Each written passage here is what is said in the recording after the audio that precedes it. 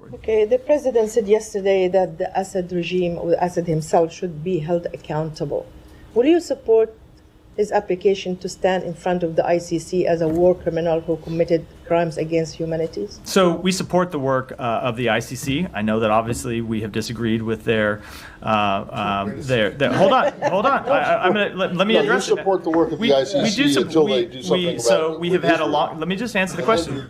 You know what, Matt? Let me answer the question, because I was addressing that before you interrupted me. We obviously have had a jurisdictional dispute with them as it relates to cases against Israel. That is a long-standing jurisdictional dispute. But that said, we have also made clear that we support broadly their work, and we have supported their work in other cases, despite our jurisdictional dispute when it comes to Israel.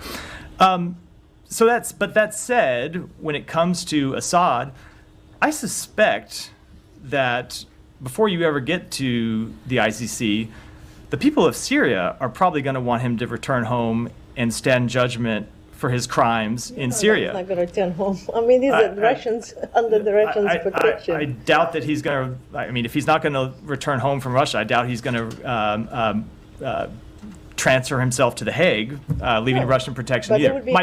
My point being, should he ever decide he's willing to face accountability, or should the Russians decide that they don't want to continue to harbor a war criminal, there may be a whole range of people in line to hold him accountable for his actions. Okay, I'm going to ask you about the Caesar Act, but do you think that the U.S. is undermining the trust of the international community in organizations like the ICC and ICJ by making an exception for Israel when trying to convince us that Assad and the like of Assad should be brought in front of the so again, I think it takes too narrow a view of the ways in which he could be held accountable for his crimes by just focusing on the ICC. Because I do suspect that whatever comes out of the wake of the past 48 hours, you will see a demand by the Syrian people that he return to Syria and face justice for his crimes, and that would be the court of first jurisdiction before you even get to the ICC. Okay, so that's true. But when it comes to the overall question,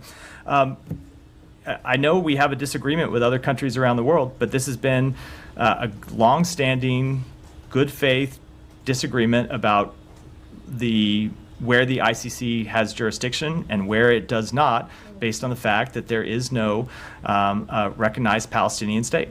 Okay, but that was the norm, because this is what happened with Rwanda, this is what happened with ex-Yugoslavia, etc.